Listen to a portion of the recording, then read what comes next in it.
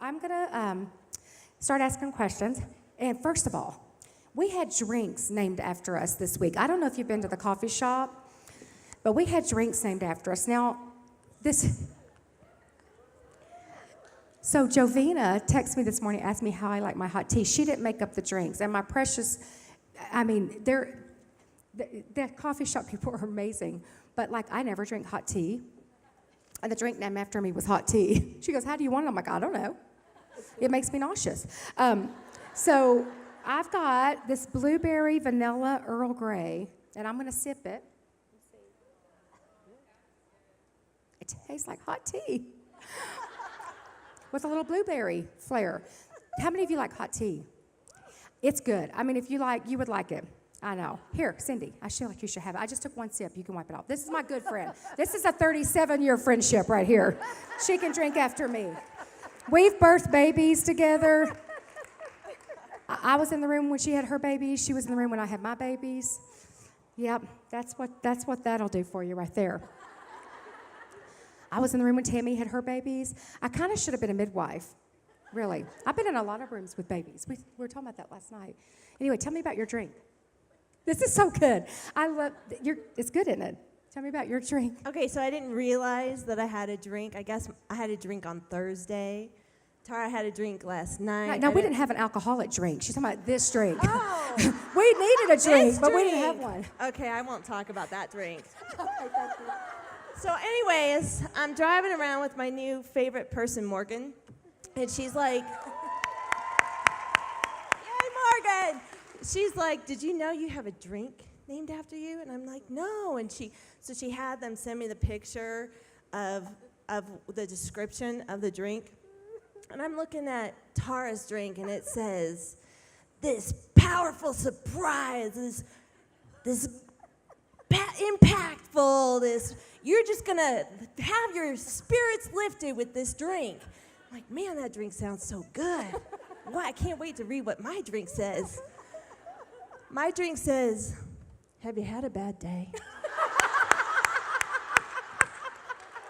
Yeah, we all have a bad day too sometimes. It's awesome. Powerful. Have you had a bad day? So I start singing, so I'm you a had bad a day bad girl day. here at Flourish Conference. Isn't that awesome? And I didn't even know. I'm like, what'd you say? It's just great. It's so fun. So yours is a frozen blended drink, right? Yes, I love it. Blueberry, raspberry, coconut, lavender blended lemonade. That just says you got a lot that makes you up. It takes a lot. Do y'all have Sonic out here? Yes. Oh my goodness. So I'm a Sonic fanatic, and I will go just for the slushies. So this is so perfect for my life. Like I will drive, like in Chicago, we don't have like a close Sonic, and I will drive 14 miles to get a slushie. So this is really special. What's your favorite Sonic drink? Cherry limeade slush, yes. Extra cherries. Oh. I like the Extra cherries. because I'm always on a diet. We talked about that. Diet strawberry limeade. I think that if I drink that diet, then I can have the big tater tots with cheese. Yes. Yes. Yes. I feel the same way. And I've told them. So I have the grandkids with me, and I'll go, do you guys want something to eat? And they'll say, yeah. I said, we'll have, I'm going to get you a small. Then I'll order a large, and I'll take 2/3 of their food and then give them the small portion. Or the little Lucy and Aslan, I'll say, do you guys want shakes today? And Chick-fil-A drive up, and they go, they're kind of wishy-washy. And I'll say, you want shakes? And they'll finally say yes. So I know they're only going to drink 3 sips, and then I drink the rest. Nothing for me. We'll just have a shake for the littles back here. That's serious. Okay, we're going to ask some real questions. So we have real lives. You're here, and it looks like you have nothing going on in your life. You're just laid back. Nothing. So what happened, even today in your life? You're busy. How do you manage all you do? And so you got a call that you were supposed to be somewhere else tonight when you get home. How do you manage all your kids, their lives, and yourself? Right, you said balance. Yeah. I don't. I was hoping that you would be able to take some time and share with me how I could balance my life, because I don't do that well. Yeah, my youngest son is a drum major. Yeah, high school band, very proud of him. He's only a sophomore. I'm going to toot his horn. So I'm a bad band mom. And he had a couple of competitions this year that were, because I work on the weekends, they were going to be on Tuesdays. And I was like, yeah, I can go. And so I just got notified that the one Tuesday this next week was moved to today, up in Prescott, 2 hours away. And I love him, but not that much. So I won't be there. And then you add, single momness to the whole thing. Although being married to a pastor all the years you were, it's kind of like single momness too. Yeah, there are single mom aspects of living a pastor's life for sure. But there's no longer go talk to your dad. Now it's like, I don't know, look at the dog. Deep into the dog's eyes. There may be some answers that you might find in there, but I'm really tired right now. I have a lot of friends that are single moms. I really do. And we say it all the time from our stage. There's just, we salute moms that raise their kids by themselves, and you have to go, and even if you share with a spouse and you're divorced, that's a hard road to even share custody or to be a single parent. It's got so many things wrapped up in it. It's not an easy thing you do. It's at all. That's why I wore my Batman. She's got her Batman shirt today. on from the other night because she said her superhero is Batman. Just a normal person that has superpowers. My spirit animal, Batman. So Tara, okay, you guys, you're gone. Well, let me just say to the single moms, my mom filed for divorce 7 months pregnant with me, and my husband's dad died when he was 9, and we turned out great. Wow. That's good to know. I just want to encourage you. That's helpful. Because we don't hear that. Yeah. You hear all the bad stories, but there's, your parents are made a decision to stop the chain, to break the chain, and to move another direction. Yeah. That's so awesome. And your mom lives with you. And my mom lives with me. And so my first cousin is here, so she knows my mom through and through. And my mom is the most giving, sacrificial mom, as I'm sure most single moms that are in the house and married moms in the house. We're just givers, nurturers. And I grew up as an only child, and so of course that was boring growing up. And so my first cousin is 1 year older, and her sister is 1 year younger, so it was like 3 of us, and they lived like 4 streets up from me. But they had each other, and I was like this boring only child life that it was in every single activity known to man just so my mom could keep me out of trouble. And so it was not fun growing up to be an only child, but it's perfect as a grown-up because I don't have to share her with anyone. And she is so excited to have 3 grandkids, my 14-year-old, my 12-year-old, my 8-year-old. And so she is such a cooler grandma than she was a mom. And this only child thing, for any only children in the room or anybody who has an only child and they're telling you that they're going to be spoiled, you can be spoiled but not rotten, okay? And so if you're worried about your only child, we turn out great too. So I know you guys live really busy lives. We ate back there last night dinner, and I tapped on the office door to talk to Tara, and she's on FaceTiming her husband, and he was making a music video. Yes. And because he's a recording artist, he's a pastor, they have a big life. So how do you balance your life, and how do you handle you in this really busy season of your life? So I have a mentor in Chicago, Jamel Meeks, and she says often, it's not a balancing act, it's a juggling act. That's right. And so when you're juggling, there are some things in hand and there's some things that are just in the air. And so for that moment, you just got to figure out what you need your hands on and what can float in the air for a little while. And so that was the wisdom given to me, and so I passed that along. And so there are some times where some balls get dropped, and it's like, okay, I just got an email from the teacher that I was supposed to send the homework packet in. I'm like, I'm that parent? I don't want to be that parent. And so, but thankfully, my mom is like amazing with keeping up with everybody's academic calendar, but she's not technologically savvy.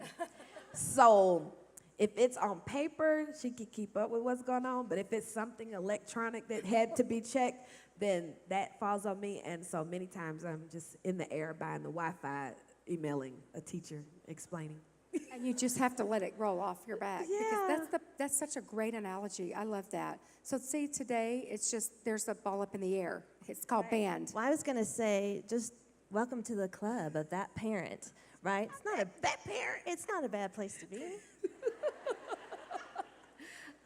I definitely like to could be be the worse. room. I like seeing like the room mom parent. Like they look like so amazing. I'm not There are that some in parent. here. Yeah, I love that. The cupcakes and you decorated the bulletin board for the teacher. I love that. I so admire you. I love Gold cheering star for that you. on. You go. Yes. Olympic gold medal for all the room moms. Like that's like on my list. Dear be. kids, do you eat only healthy, or do you eat? Because I see our food in the green room sometimes, and I'm thinking, everything here is like Whole30. Is that what they asked for? I'm like, where's the sugar, people? So I wonder, do they ever get to go through Wendy's, or do you guys cook Hamburger Helper ever, or do you put sugar in your dessert? What do you do? Okay, so in most people's lives, I think it's a special occasion to go out to eat, and you eat at home during the week. We live quite the opposite life. We eat out during the weekdays, and then it's a special occasion when we all get to be at home and actually have home-cooked meals. and everybody loves to cook. I'm only like, I have 3 things I know how to make, but everybody else, like, my husband cooks like a grandma. Like, he's amazing. That's awesome. Yeah, he can cook way better than I feel better about myself already. What about you? Well, life perspective has changed a little bit for me, so I feel like since I'm their only parent, that I should probably try and be healthy and take care of myself. So I try to eat good, but I don't necessarily police what my children do. I kind of try to outlaw soda. They don't like me very much for that, and They can come to my house. they'll sneak it. I'll get in their cars, and I'm like, who had the soda? But no, I try to. I'm not always perfect, but I try to eat healthy. And I think that's really important. Okay, so I don't drink a lot of soda, but if I don't have it in my refrigerator, it's like I feel so deprived that I would go get one. So I leave it there. But so our kids, they all parent different. So I kind of need to do what they do for their kids, which is hard because Dustin's kids are allowed to do kind of whatever we will do for them. They're like, if you'll help us, you can do. So, I mean, they probably run it different at their house, and I don't think they keep a lot of that kind of food in their home, but they let us run it however. And Finley still drinks Baba with, formula, so I don't do, but Jess's kids, they're healthier. And so, they do. And so little Lucy and Aslan are 3, the 2 cousins. Well, Aslan can have a Sprite or chocolate milk or whatever with her, and Lucy's not allowed. So, and we have them in our house. So I have to hide them when Lucy comes, but this is this story. It's really funny. So we took Lucy and Aslan to one of Asher's football games this year, and so we just ran through on the way. It was like a noontime game, and so they were ordering. We were driving through McDonald's, getting chicken nuggets, and I ordered them, and I got Aslan's drink, and so I said, Lucy, you want some apple juice? It'll be good. And she's like, okay. So I got her apple juice, and we get to the park. Laura Greer, they had their big tent there, so I look, and I can't find, and it wasn't even Aslan's drink. It was my drink, and I look, and my drink's gone. And Lucy had my drink. She had gone in that tent, and she had sucked that whole thing down. Sprite. And she comes out going, KK, that is so good. And then she asked for Sprite. And it kind of happened one time. She got Mandy's drink one time. And then she goes home. And I said, Lucy, you got to quit tattling. She'll go home and tell her mama, Mandy gave me Sprite. Mandy gave me Sprite. We're like, you can't tattle if we're going to cheat for you. But they know I'm the grandma. I've always had the house with the good snacks, though, because I always had the rows on my pantry had the best, like the muffins and the suckers and the cookies. I've been that person, and I'm paying for it now. I'm just saying, but anyway, we'll get off food. I love that. Do we have to get off of food? No, I don't. You know, no. That's all I talk about. No, okay, let me tell you one more thing. I grew up in Tennessee, and so Chick-fil-A is a regular part of our lives, right? Been in Chicago 20 years, but for the first, 12, 13 years, there was no Chick-fil-A in a 500-mile radius. So literally, when I would go speak Kentucky or further south in Kentucky, I would, pre-buy Chick-fil-A sandwiches and pack them in my bag. And everybody would be so happy when I came back from speaking south. And the kids would be like, you brought us Chick-fil-A. So Chick-fil-A is very important. That's how I feel about Krispy Kreme donuts. Because we didn't have one here forever, and now it's on the west side. It's not like I don't pass it, but at my mom's house in Mobile, Alabama, the Krispy Kreme is around the block. Yeah. And my sister's always there with me now, too, and she's got the app on her phone when the hot sign's on. Yeah. And I'm going to tell y'all, we get them by the dozen, and we eat them, and you can tell who's been up in the night because the trail of that icing is down the hall on the wood floor, and we know who's been up eating the donuts. They're gone, and the trail, you can tell whose bedroom the trail of icing goes to. I feel that I just love that. It's so amazing. I love food. Okay, we'll go to another thing. Okay, so I want to know what's your funniest, most embarrassing blooper, ministry blooper, either on the stage or in a counseling session or something that's the most embarrassing thing or funniest thing that's ever happened to you. Laura, you want to go first? Yeah. I can't say counseling because, in fact, we stopped counseling because, I couldn't keep I kept thinking, what is my face saying right now? So we were terrible at it. But this one time, Greg and I were speaking, and somehow we decided to tackle health. Why did I agree to this? So it was my job to talk about trying to live a healthy lifestyle, and it's hard, we don't always keep a healthy lifestyle. And we're sitting on stage together, and I was just trying to say, sometimes when we look out to the world, we can see people who, they look like maybe they've just given up. And I was trying to be encouraging, don't give up. If you feel like you're struggling, keep going. But what I said, and I didn't realize I said, as I look out, I can see that sometimes you've given up. And I didn't realize what I said. And Greg literally got up from sitting down. He left the stage. Everybody is crying and laughing. And I'm sitting here, I feel like I'm naked, right? Because I don't know what just happened. And so then they told me, and so I just wanted to go back out and say, yeah, you're a fatty, and you're a fatty, and you're now that's an OIF. Right? Yes. You say enough words, you get yourself in trouble. So. And I say a lot of words. I'm in trouble a lot. I touched a woman's stomach and asked, when was she due? And she was not pregnant. I would tell her, don't give up.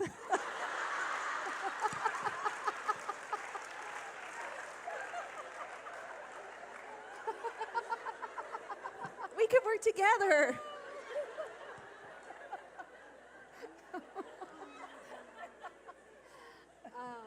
This is the best part of the whole conference. I love this. We have talked about starting the conference with this, but we don't always have both speakers here when it starts because I think, isn't it fun to just get to know that they're just way normal? That's a loose term, but I'm not normal. So another funny moment. So what about your funniest parenting moment? Mine's every day. Now that there's, I'm reliving this next life as a grandparent, so we have a story all the time. But we think everything they do, even if it's wrong, we think it is the cutest thing we have ever seen. We don't, if they knock out our sheetrock, we're like, oh, that was so good how you did that. I'm pretty sure that's reserved for grandparents. I'm not feeling that. I know. No, you're still mad and they're grounded. And if they get a bad grade, I say, oh, they probably were sick. They didn't mean that. They didn't know. They did not know. My mother said that all the time about my kids. She said, if they have a fever, they're probably sick. He would never act that way. What's your funniest parent moment, you guys? I was speaking at a church in Chicago that my kids said they want to come with me. That's so great. You want to come and support me speaking. Except when we get there, they're not listening to me. They were like, can we go to their children's church? It's so cool. So they go to the children's ministry at this church. I'd never been at this church. I'm speaking at this church. And so afterwards, my 8-year-old, who was probably 6 at the time, her was like, we're so sorry about your loss. And so I was like, oh, okay, I don't know what happened. So in the classroom, I guess other kids had prayer requests. So someone had lost a loved one, and someone had a grandmother that was in the hospital. So my 6-year-old son says, my grandpa died. This is the person I just told y'all, my husband's father died when he was 9. So I never met this man. My 14-year-old never met this man. My 12-year-old never met this man. And definitely my son, Charles Jenkins III, has never met this man. So this person died in the 80s. And my son, who was born in 2008, felt the need to say at this church we'd never been at, while I'm speaking in the other room, my grandpa died. And so my other girls were in there, and they were like, Charles, you talking about Grandpa CJ? So yes, they were like, y'all, let's pray for him. He lost his grandpa. I was just like, how do you think of that?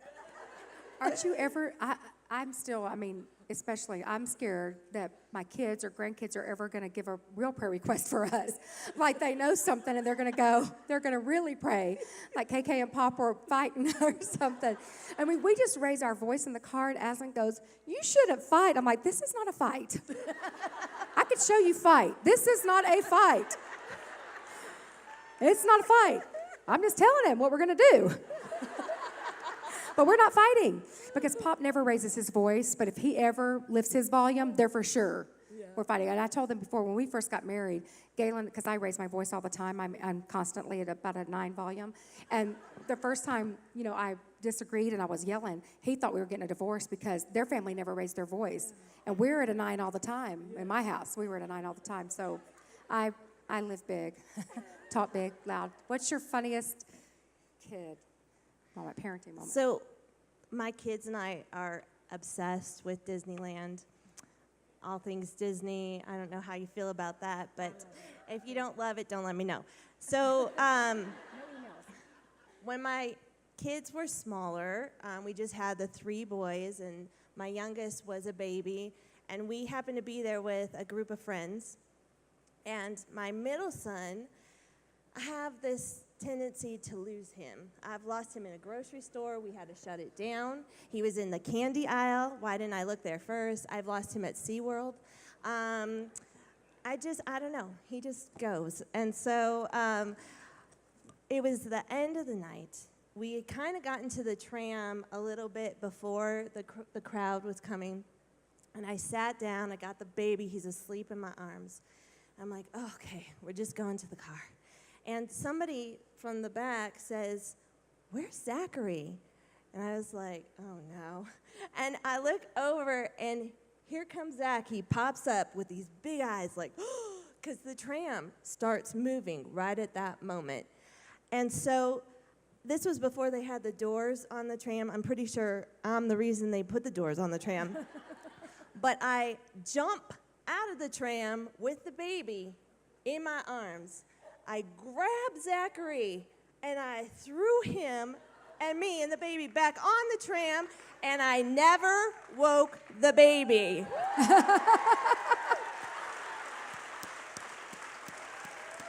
I'm just saying. That's why she has the Batman shirt on, because she is a real person who can do superhero things. I think so. Awesome. That's a great story. And they let you keep your kids.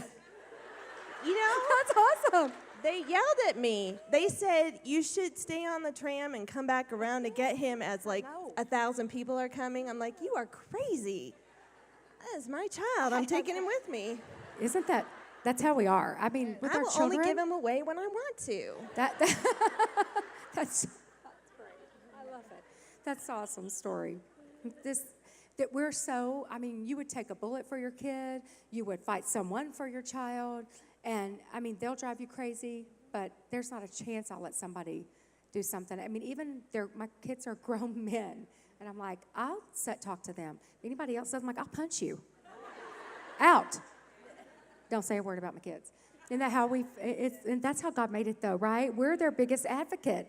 We have to be the one that takes up and that cheers them on and does everything good. So let me find something we should end on. It goes so fast, doesn't it? This is my favorite thing. I love this beautiful succulents. It's gorgeous. Y'all heard me say that yesterday, I kill plants. So the fact that this is live is so nice. We have a section in our book, how to keep succulents alive. That's great. They did that for me. Okay. Tara, I'm going to end this question with you, and then I'll give you another one, Lori, unless you're directing the women's ministry. You're talking like you are. I failed No, yeah. at the women's ministry. That's a whole terrible other. story. Ask her. I am going to. So you do direct the women's ministry, and I love your website, your chief encouragement officer. So my day planner, I still write in a day planner because, I carry my sermons in a Ziploc bag. So, I mean, I'm still aging myself. But I have a day planner. It's called Encouragement Planner. That's the name of and I was going to show it to you. I thought you might like to get one from there. But anyway, tell me about your women's ministries, and what's your passion? I mean, I know because you speak at so many women's conferences. What stirred that up? I really just like to see women live up to their potential. So many times we feel like it's too late to, or it's never enough time to. But in whatever season of life you're in, I just think we have to redefine success. And success is doing God's perfect will for your life in that season of your life. But, our families define success.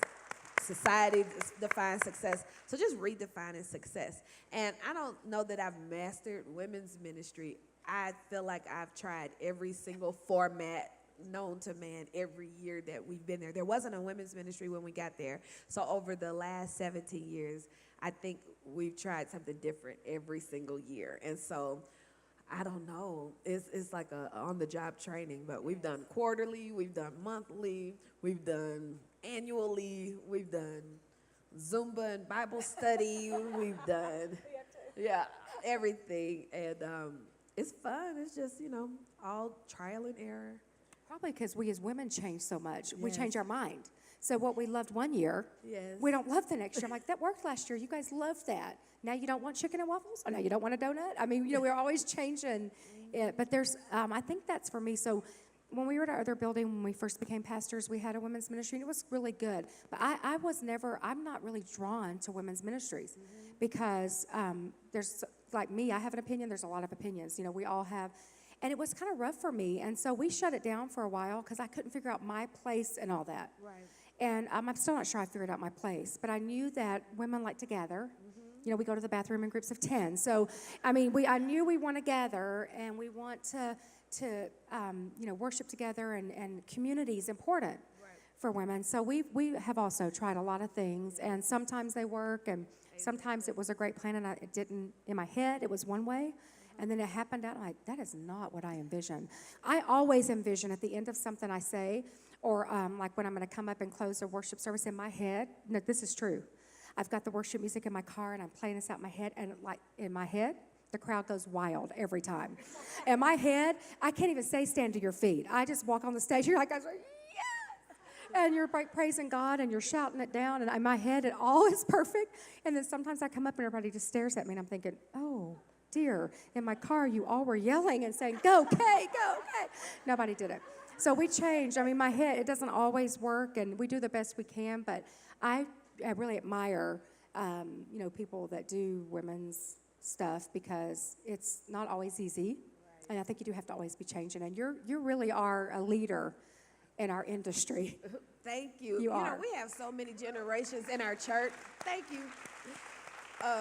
That I tried to start off very strategically having a team of someone representing the 18 to 20, and one person represents the 30s. And I really thought I was doing something to have one person from each decade of life, so I would hear the needs, but yeah, Well, what I whoever's found- ready to serve is I don't care. We kind of tried that at first too, but the 70+ crowd won't drive at night, so they can't come to the meeting. Like, I don't drive at night, so Uber. You got to get you a smartphone and learn Uber. My mom always said she was going to do Uber. I said, you don't have a smartphone, Mom. You have a flip phone. You can't figure it out. You're not going to do Uber. But so anyway, Lori, we've talked about this, and I just really don't know the whole story. So you brought a book well, you didn't bring a book. It flew here, and you had a book here. Yes. And I said you wrote a book, and you said, well, no, it's really my husband's book, but you finished it. So tell us, just kind of explain that to us. And a lot of you have bought it, and I don't even know if we have any left. And if you need one, we can make sure we have a sign up for you. But I want to know the story behind that book. Thank you for asking. This book was a labor of love that my sister-in-law, my husband's sister, and I completed for him. So he knew he wanted to write this book. He was living and teaching his message. So he knew where he was going with this, and he had mapped it out with his sister, and he just wasn't able to finish the book. So together, we tried to complete this book. It sounds very much like my husband. It's pretty much just his teachings written down. And then I went back and I put in the personal part, like from my point of view with our family, kind of that type of thing. But if you notice on the front cover of the book, I talked about the value in the struggle, and that's kind of like the subtitle. The title of the book is called Keep Rocking. And there's a picture on the book of his chair. And then in the front of the book, it kind of explains why we put that picture up there. And I actually I took a picture because the chair is like now in my home, and I kind of wanted to show it. It's like live, and it really lives in my house. But this chair was so important to Greg because it was able to rock. And so when he had a really hard time standing up, he could use this chair to get momentum to finally be able to stand up. And so he would talk about how you just have to keep rocking, right? You can't give up in life. You just have to keep rocking, and eventually you'll stand. And so that's why that picture is on the book, and it's very important. So thank you for purchasing the book. It's his book, but I got to contribute to it. It is. It's a great story of the never giving up. I mean, that tenacious spirit that God gives us, that we're to have that until the end, whether it's the end of a season, the end of a calling. I mean, he doesn't say when times get tough that your calling changed or your purpose changed. It's a faith book. It's all about trusting in God. And he would say, even the people that Jesus healed, they still died, right? I think we have in our head that the ones that healed, like that Lazarus never died. Right. He They're was walking healed, he was around raised, somewhere. that he lived forever then. Right. That's we do forget that we're appointed to die. There's a better place for I us. say it so much because there's so much hurt, and even here at our table, we've talked about things even this week, and hurt and out there, and I remind myself, if this was all there was, this life, then we could be really sad, and we should be really torn up. But I'm so thankful that I really am, and the more loved ones that you have that die, or then they're in heaven, the sweeter heaven gets all the time. So when the songs I learned as a little girl, the hymns about heaven and the heaven songs, they are what's so near and dear to me now. And if you don't have some good heaven songs, you need to get some, because that's where we're headed, and that's where we want to be headed. And in a world that says everybody goes to heaven, Galen did let y'all know this weekend that if you had a Christian dog, it could go to heaven. He got more flack over a sermon one time when he said that there weren't going to be dogs in heaven. I mean, we almost got ousted from church. So this week he said, "Oh no, your dogs are going to heaven." Whatever if you're going to heaven, your dogs, whatever. He's kidding, but I'm not going there. I have nothing to say about that. I don't have any good theology on dogs. But my dogs may not go. But anyway, there is, and we'll end with this. We had a salvation call Thursday night. People gave their hearts to Christ after Lori's message, and we do that because we do know that everybody doesn't go to heaven. Right. And it matters that you get your life right with Christ in this life, because there's not going to be a do-over. We don't get to do all things new in heaven. He helps us here, and all things will be new there, but we don't get the do-over.